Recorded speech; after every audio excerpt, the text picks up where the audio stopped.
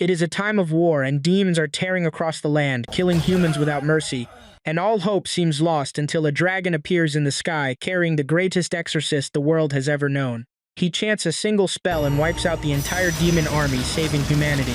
His whole life he has dreamed of becoming the strongest, and now he is. But that strength makes the imperial court afraid of him. So that night they turn on him, taking his students hostage and sending his own favorite student to hunt him down. He admits he was a fool, too powerful and too honest, never cunning enough to see the knife coming, and as the building collapses on him, he casts a reincarnation spell, swearing to do better in his next life. Far away, a father named Blaise Lamperouge casts a spell on his third son, Seika, to test for magic ability, but the ritual stones do not react. The second son looks pleased, and Blaise confirms Seika has no magic. The greatest exorcist has been reborn into the Lamperouge clan, an important family of mages, but with no magical power at all. Even so, Seika smiles because he can feel he has enormous spiritual power instead. The next day, Seika turns leaves into small animals, and his rude older brother Glai comes to bully him, so Seika sends a paper bird to fight him off. His eldest brother Luft stops it and asks if Seika is hurt, and Seika says he is fine, though he notices Luft watching him strangely. It is Seika's 7th birthday, and no one celebrates, because he is the son of a mistress and the household simply leaves him alone. Back in his room, Seika tries to make the paper talismans he once used to cast spells. A maid named Yifa returns clothes she found thrown in the bushes, and Seika knows Glai did it, but only thanks her. Glai arrives to bully him again and brags about being sent to the famous Imperial Lodonea Magic Academy, and Seika plays dumb. Then Blaise arrives with Luft, scolds Glai, and orders him to magic practice, and Seika asks to come along, surprising his father. At the training ground, Luft slices a stone target with wind magic, and Glai follows with fire magic, then taunts Seika to try a spell even though everyone believes he has no magic. Seika steps up and draws on his spiritual energy, summoning a blue destructive flame that obliterates the target, and Blaise, stunned, explains that a few rare people can use magic without magic energy. He warns there is no record it truly works, but agrees to give Seika the same lessons as his brothers, while Glai snatches his wand back, furious. Seika throws himself into learning, watching his brothers through a paper bird familiar, and months pass until he is 11. Recalling that in his past life he could seal away otherworldly monsters, he opens a portal to call an old spirit companion, and a girl tumbles out and tackles him. It is Yuki, an old friend, though she looks a little different now, and when he tries to send her back, she hates that dimension, so she changes into a small creature and hides in his hair. The next day, Seika sees Glai harassing Yifa and nearly fights his brother to protect her, and Yifa leads him to the garden and shows him a wounded animal, which he heals with his strange magic. He tells her she has special power too, because he can see the spirit creatures she talks to, and Yifa admits her abilities. So Seika, who has searched for someone like this, asks her to train with him, and they train together over the following seasons. Seika turns 12, and his brothers invite him to swordsmanship training, since he is meant to join the army by tradition, but the maids rush in shouting that a monster is coming. They find an elder newt in the bushes, and Glai runs away screaming while Seika charges in, and after Yifa buys time with elemental magic, Seika drops the newt with a single spell. Everyone cheers his bravery, and he decides to be as cunning as the enemies who destroyed him in his past life. That night, the family holds a feast, and when Blaise asks how Seika knew to beat the monster, he says he read about it and watched his father. Feeling he owes a reward, Blaise lets Seika enroll in the Imperial Lodonea Magic Academy on the condition that he pass the exams himself, and when Seika asks for Yifa to come too, Blaise objects that she has no magic, so Seika helps her cast a powerful fire spell that stuns the room, and Blaise accepts. Glai complains that tradition allows only one son at the academy while the other joins the army, so Blaise announces that Seika will go to the academy and Glai to the army, since Seika has worked hard while Glai slacked. Furious, Glai challenges Seika to a duel where the winner goes to the academy and the loser leaves home, and Seika accepts as Blaise sets the rules. No weapons, no high-level spells, and himself as judge. That night, Luftnox wishes Seika a happy birthday, gives him a glass pen, apologizes for his past coldness, and asks him to go easy on Glai. Soon after, a gust of wind blasts through the window as Glai demands they duel now. Breaking their father's rule, Glai throws a powerful fire spell, but Seika walks out unscratched, deflects his wind magic with light magic, then uses a prepared talisman to cast a paralysis spell that overwhelms Glai, who passes out from the pain. Seika laughs at Glai's claim that he only got lucky killing the newt, because he planned it all. 6 months earlier, he summoned Bonzi, one of his tamed monsters, and ordered it to drive an elder newt toward the house. He carries Gly back, glad no one was hurt, and when Yuki questions his methods against weak humans, he reminds her that weak humans killed him once, and now he only wants to be smart and live among them, not rule them. Spring comes, and after saying goodbye to Luft, Seika and Yuki set out. On the way, Seika gives Yifa a magical stone that draws elementals to her, hoping to make her stronger, which serves him too.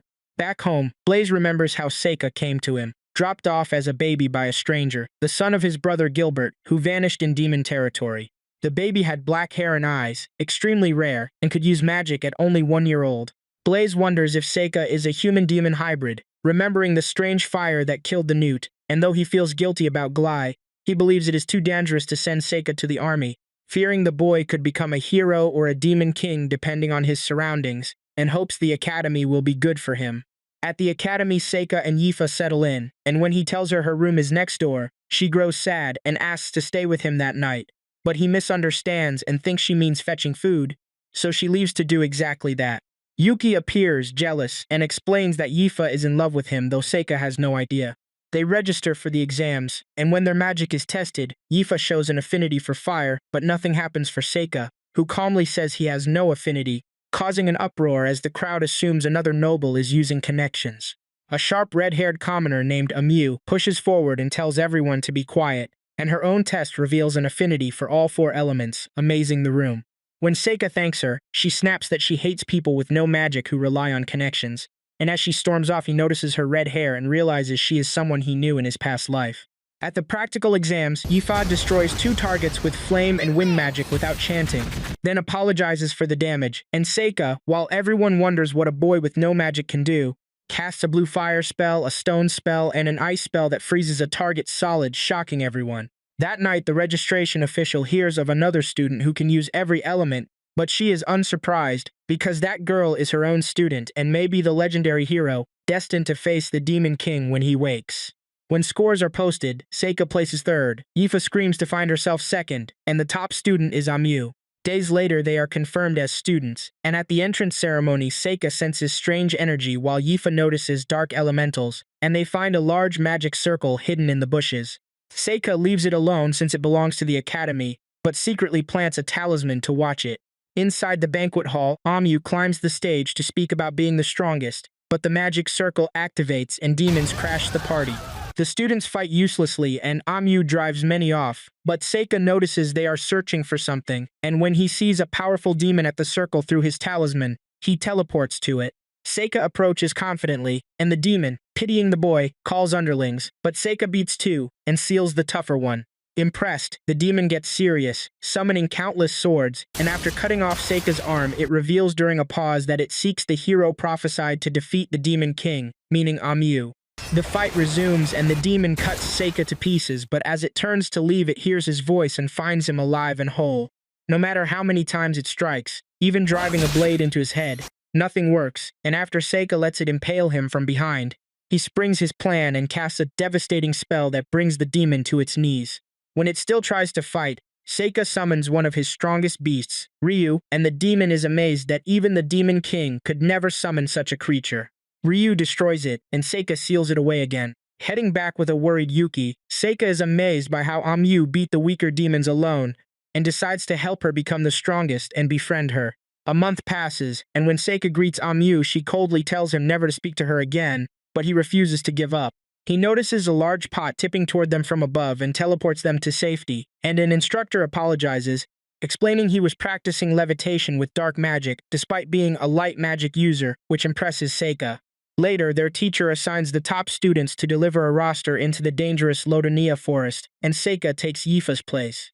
Yifa grows jealous, thinking he likes Amu, but he assures her he only wants a strong friend, and apologizes, which she accepts. Seika and Amu head into the forest, and when he says he just wants to be friends, she assumes he is flirting. Then she feels a sharp pain in her head. Seika spots a magic circle, and when they inspect it, the circle activates and traps them in a strange dungeon.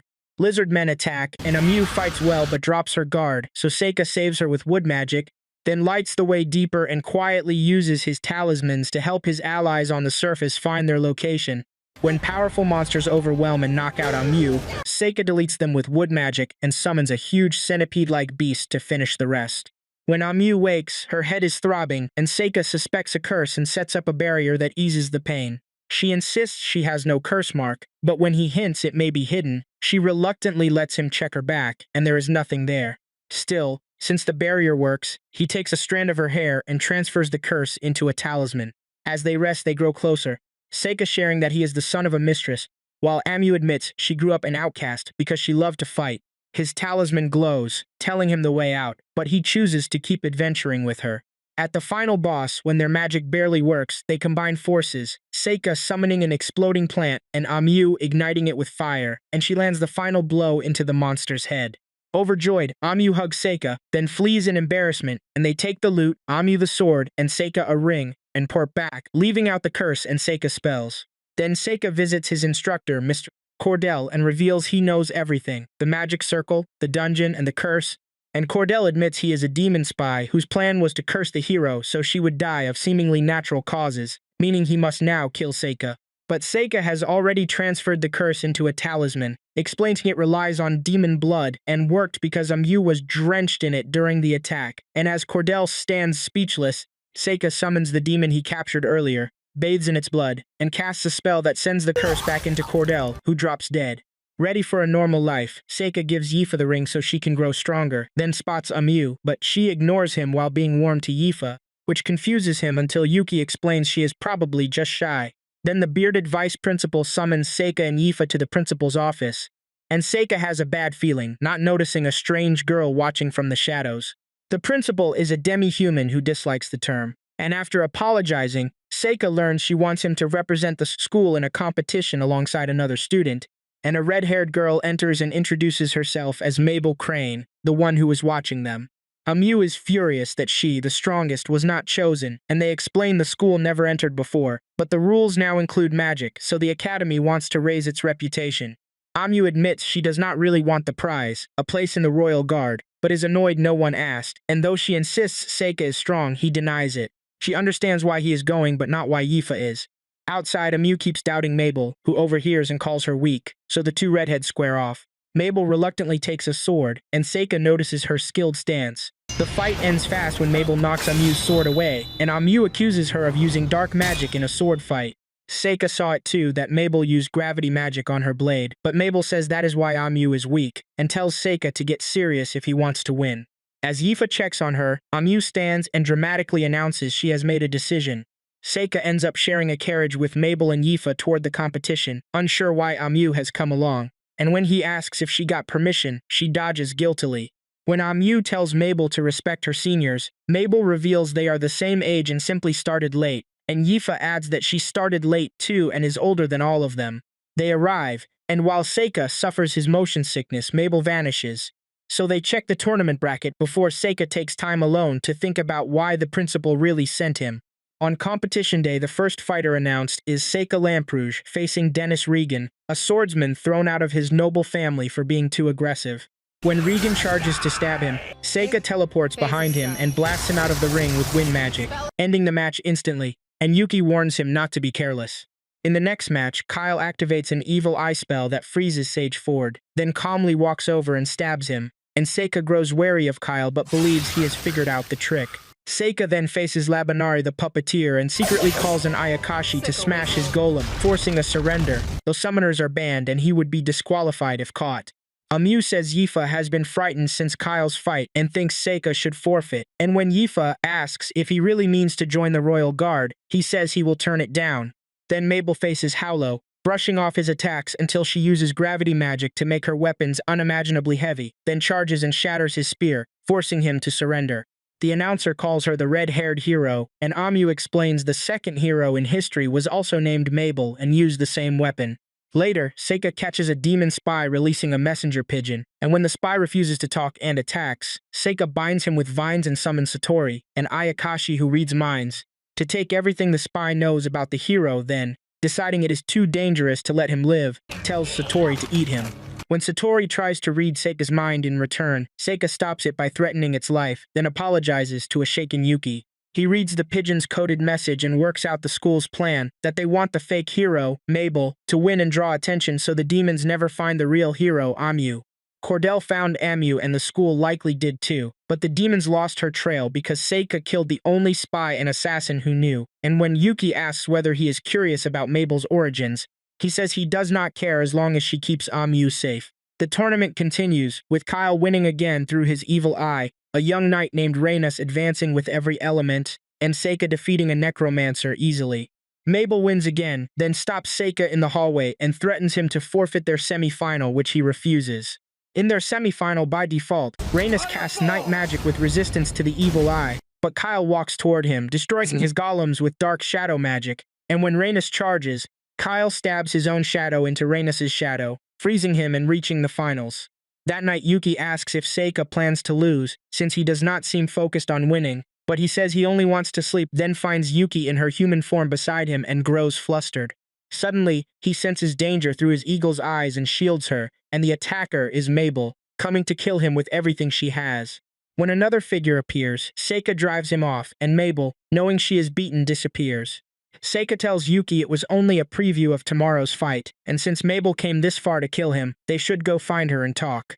Seika finds Mabel, and she pulls a dagger, but he says he is not there to fight, and points out she is far better with heavier weapons. He offers to talk, hinting he might even forfeit if she tells him what is troubling her.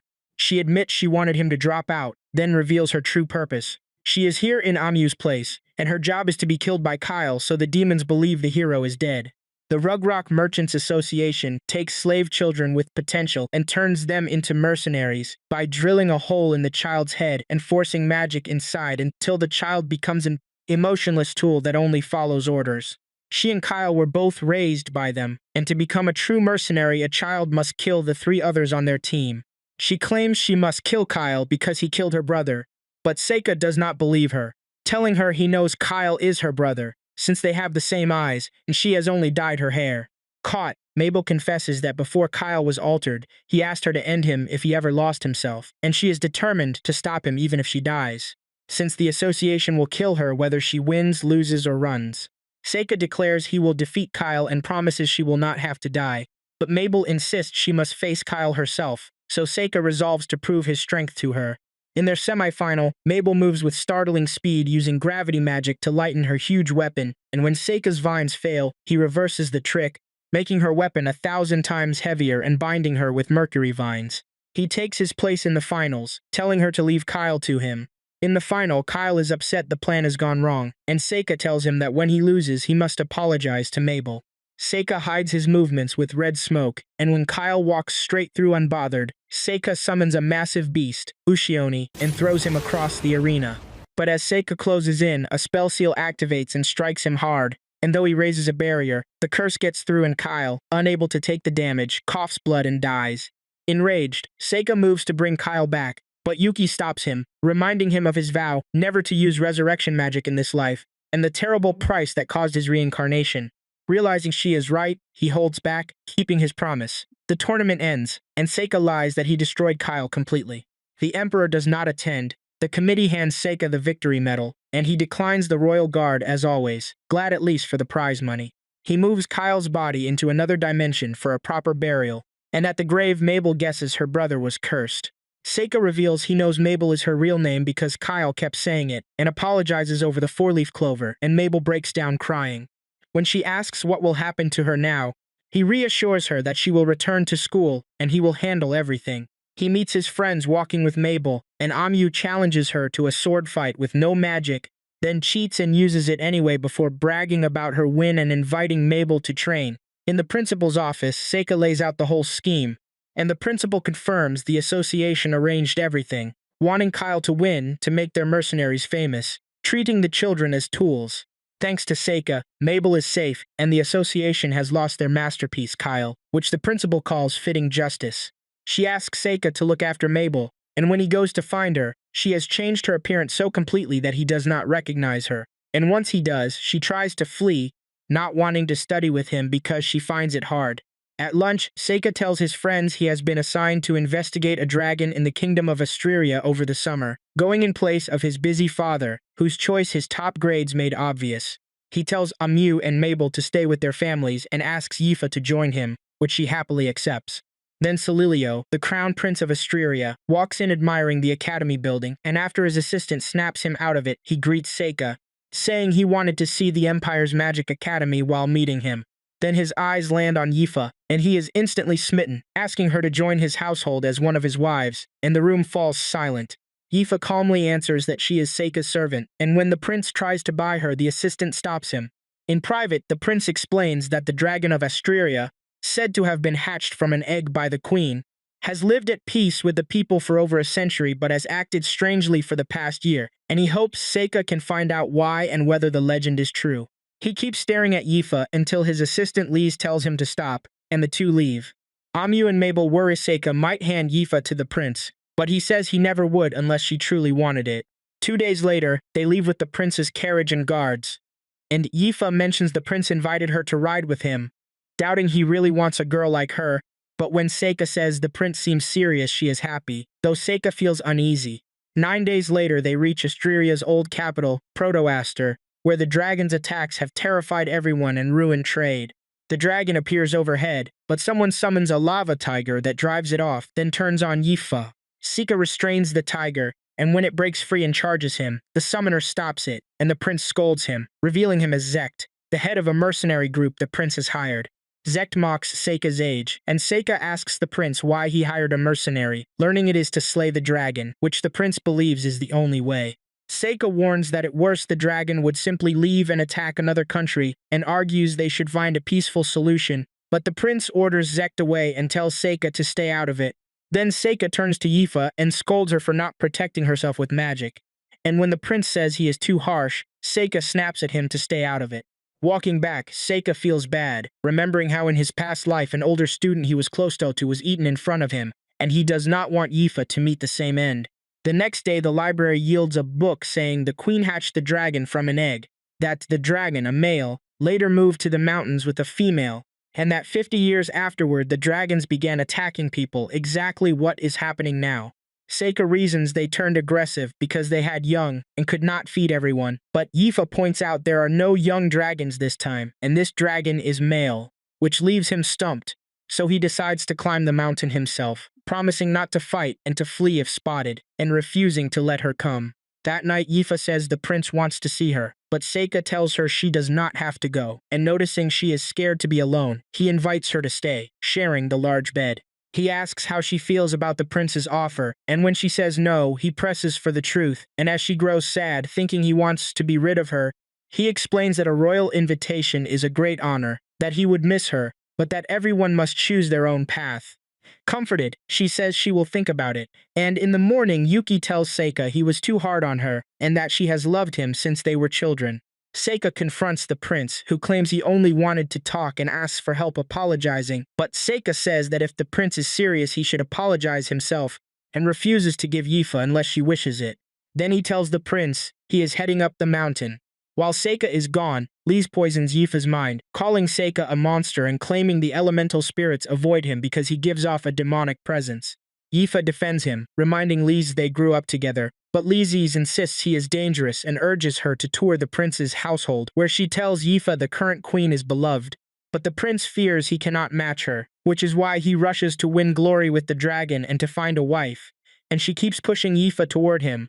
On the mountain, Seika finds the dragon has changed sex after losing its mate and is now guarding an egg, and he befriends it by caring for the egg and warming the rocks around it.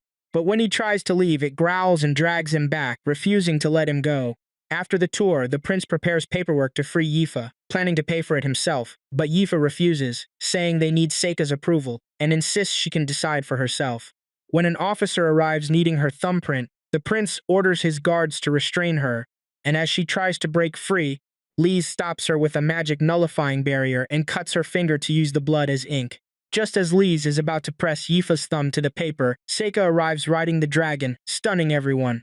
He explains he must keep the egg warm and needs someone with fire magic, and holds out his hand and asks Yifa to come with him, ruining the prince's plan. At the nest, Zect appears with his lava tiger and attacks, but Seika binds it, and Zect reveals he wanted the egg all along and tricked the prince. When Zect releases the tiger, Yifa surprises Seika by striking it down with water magic, and when he summons it again with his men, Seika vaporizes it. The dragon scatters Zek's men, Seika traps them with vines, and Yifa burns Zek's spellbook. Back at the palace, the prince imprisons them, then asks what Seika learned. Seika explains the dragon was acting strangely because it had an egg, and accepted him to help raise it, which convinces him the legend of the queen is true.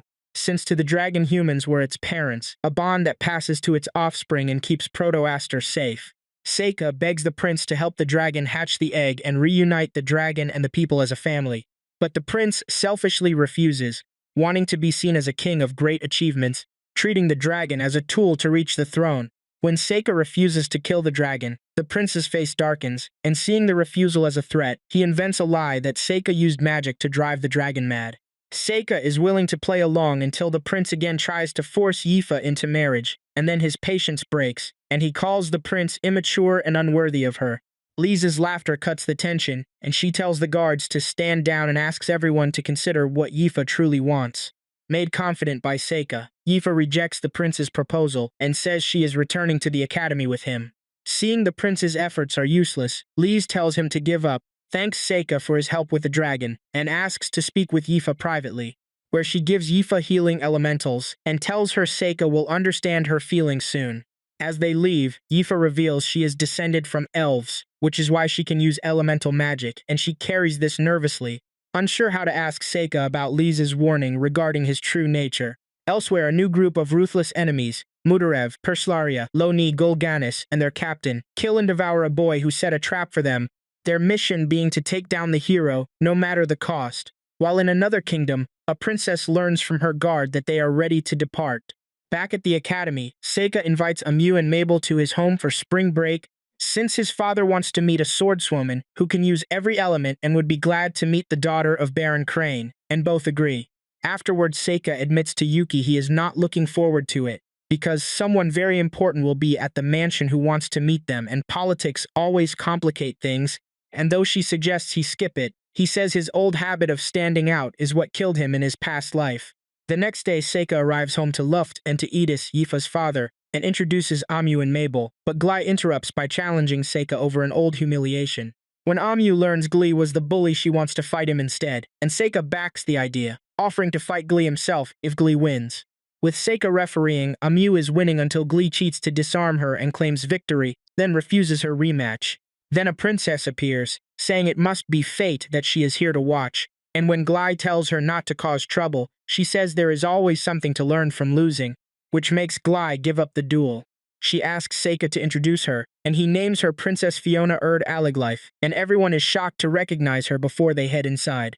Yuki quietly asks about the princess's special title, and Seika explains it is not a rank but a name given because she carries both priestess and royal blood. When Amu asks why she is visiting, the princess says she has heard much about them, noting Amu's top scores, 4 elements and swordsmanship, while privately thinking Amu matches her mother's dying vision.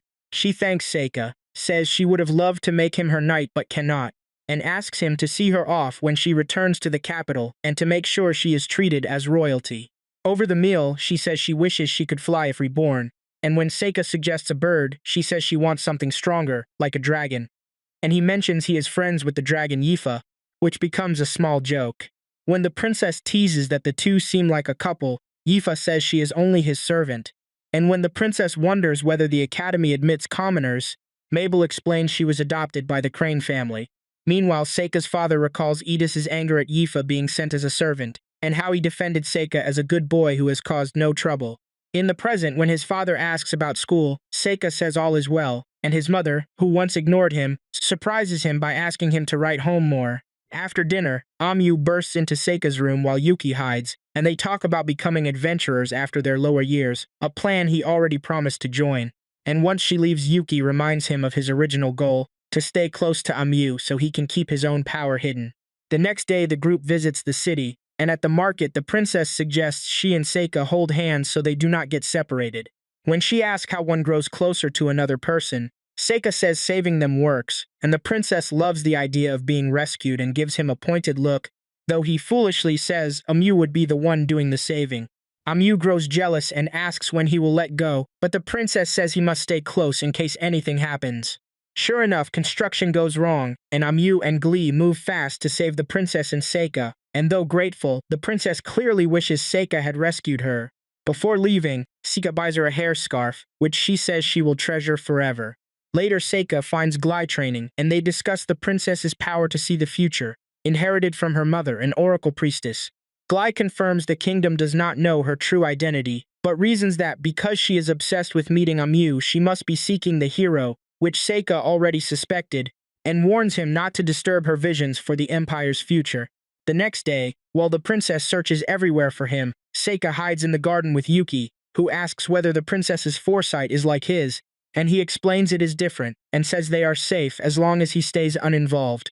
Amu finds him and admits she has been losing every practice bout to Glai, which astonishes Seika since she is the hero, and she teases that the princess clearly likes him and mentions she is playing chess alone and looks sad, so Seika decides to face her. He asks why she is not playing with anyone, and she says everyone is afraid they cannot beat her, then invites him to play, promising to go easy, and they bet that the loser must do whatever the winner says. During the game, she asks which chess piece is strongest, and Seika answers it is the one controlling the pieces, like the politicians who never die on the battlefield. Impressed, she says most people name the king or a dragon knight, but his answer is what she has searched for, then adds that she believes the strongest piece is ordinary people, since they surround king and politician alike. Seika agrees, noting the people can overthrow a government yet are usually powerless and exploited, and when he asks whether that is why she spreads her name, she says yes, because she has no king or knight behind her and must use a piece no one notices. She announces she will win in 7 moves, and Seika concedes, impressed. When she asks what would make him trust her, he says a secret or knowing her thoughts, so she shares an embarrassing childhood memory and reveals her true goal, that she wants to save someone, though she cannot say more without risking the future. Seika asks if that is why she wants to meet Amu, and she lets him believe it, and as they finish he offers to help, and she says she will decide later what to ask of him. Elsewhere, Zormnim and his crew feast on those they have beaten, and Zormnim thinks about how strong they have grown, how he once hated his power but now sees it as the key to their goals. Seika prepares to return to the academy with Amu, Mabel, and Yifa, while the princess heads back to the capital, and Seika sees her off as promised. On the road, he asks Glai if it is safe for him to be away, and Glai says his main duty is protecting the princess, and then bandits attack a decoy carriage. Seika joins in, blocking the archer's arrows with a magnetic storm, and when the leader realizes all the carriages are decoys and sends his topaz unit against Seika, Seika overpowers them all and binds them alive at the princess's request. His friends arrive to find everything handled, and Yifa remarks it is strange for bandits to attack a carriage guarded by an army. Seika agrees, and the princess reveals they were actually assassins, kept alive as evidence against her political enemies, though she must first learn who ordered the attack. She has too many suspects, so she is taking them all to the capital, having foreseen the attack and prepared the extra carriages, and though Seika warns they could escape, she is certain they will not. At the capital, they part ways, and she tells Seika to remember she is on their side. Meanwhile, Zormnim rallies his crew, promising they will all go home together once they defeat the hero. At the academy, Seika accepts the principal's request to represent the student body, seeing it as an honor, even though he does not care for the government post it might lead to. Walking back, he wonders whether his past has made him a coward or whether he should aim to be the strongest, but he has no regrets about his friends and looks forward to becoming an adventurer, deciding simply to act normal, which to him means finding a way to handle any threat, even by avoiding it. He asks Yuki to stay close because they will be busy. Meanwhile, Zormnim and his crew arrive at the academy, and though he senses no danger, he feels a strange dread as he lays out the plan to push the students toward the main building and begin the slaughter, signaling if they spot the hero and using the chaos to draw her out if not, all for what he calls the noble future of the demons. As they begin, a strange fog rolls over the academy. Loni and Pierslaria move together, both proud of how much they have grown and eager to tell their families they helped defeat the hero. Meanwhile, Mudarev encounters Mabel and declares he will take her down, and when she asks if he was hired, since she has never seen his kind in the Merchants Association, he has no idea what she means. They fight, Mabel defending until she strikes the floor with such force that Mudarev, impressed, begins to enjoy it. He disarms her and shrugs off her magic with his resistance, then corners her and strikes, only for her to vanish and leave a talisman behind. Gulganis meets Zormnim in a strange place, both admitting they felt drawn there, and soon the whole crew has gathered in confusion, each holding a talisman Seika left. Realizing the danger, Zormnim suggests they leave, but Seika appears, reciting a poem warning that visitors at dusk are not always what they seem, and reveals that every person they met was one of his shikigami. He tells Mudarev the girl he fought was real and strong, and when Mudarev challenges him anyway, Seika instantly kills him, throwing the crew into panic. Perslari attacks with her evil eye despite Zormnum's warning, and Seika summons a white snake that overwhelms her, and when Lo-Ni rushes to tame it, the snake swallows him whole, since, as Seika explains, it is made of human hatred and cannot be tamed.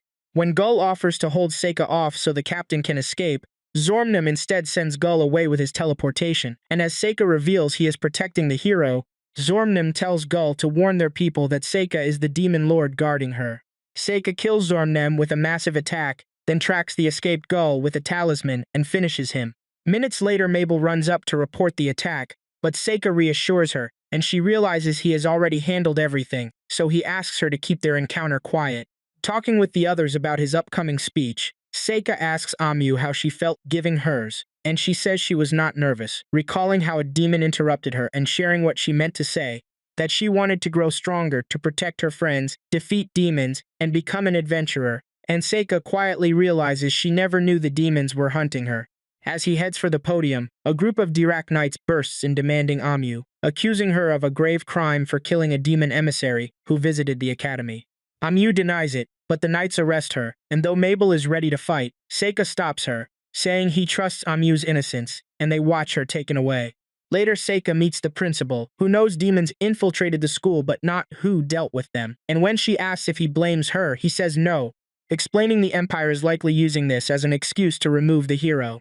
She reminds him that politics are complicated, that she is pressuring the Imperial Court from every angle, and urges him to stay calm.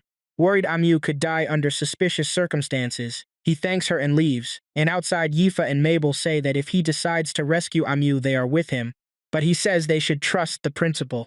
That night, furious, Seika summons Ryu and subdues it to prove himself its master, and Yuki, sensing his rage, urges him to let Amu go, warning that unleashing his power on important people could lead to the same fate as his past life. Seika dismisses her, saying there is only one hero, and that anyone who sees his power will not live to speak of it, and when she tells him to think it through, he snaps at her and mounts Ryu, ordering it to fly west and find Amu. Amu sits in prison worrying about Yifa and Mabel and her own fate, while Seika arrives at the castle and uses a talisman to find her exact location. When knights order him to stop and attack with arrows, he deflects them with a magnetic storm and takes them down, and when another group blocks his path and refuses to stand aside, he summons a monster that wipes them out and reaches her cell. He tells Amu they must leave, but she hesitates, worried about his family, and says she will get out eventually and that he should return to school. Seika refuses, insisting she is the hero, that her life is in danger, and that people who fear power will kill her. Then he senses something and throws a punch that Glee blocks, and Seika offers him the duel he wanted, but the princess interrupts, saying there is no need. Realizing she foresaw this, Seika confronts her, and she says they are only making sure no one disrupts things, because they understand how dangerous he is. Seika demands the truth, and the princess answers openly. When he asks why they would kill Amu while real demons remain, she explains that the age of the Demon King and the hero is long past, that both sides now have armies, and that the mere existence of a hero could start a war no one wants. The demons feel the same, which is why they send assassins, seeking not a victory but to keep the war from beginning. She says Amu cannot become the true hero while Seika shields her from every hardship, and that if his help rests only on his own strength, it will not turn out as he hopes. Seika counters that this means letting Amu die for peace, but the princess insists they are doing everything to protect her and asks him to trust her and remember their chess bet. When he asks why he should, she offers a different path, telling him to take Amu and leave, ordering Glai to stand the guards down, and leading them to a carriage. She tells them to head to Rakna, the free city, where she has already made arrangements, and Amu thanks her while Seika apologizes for breaking his promise, then resurrects her fallen soldiers as thanks. The princess mutters that his actions have complicated her plans, since she meant to blame a demon attack, but they part on good terms. In the carriage, Amu, lost during the conversation with the princess, asks Seika to explain it all later. Meanwhile, a shadowy figure confronts the princess, marveling at Seika's power, and she reveals that Seika is the current Demon King. Shocked, the figure cannot understand his interest in a human, and the princess explains that Amu matters to Seika, recalling how she tried to meet him as a child, and always found him using his power to help people even knowing it would lead to his own destruction, which is why she believes he is a good person.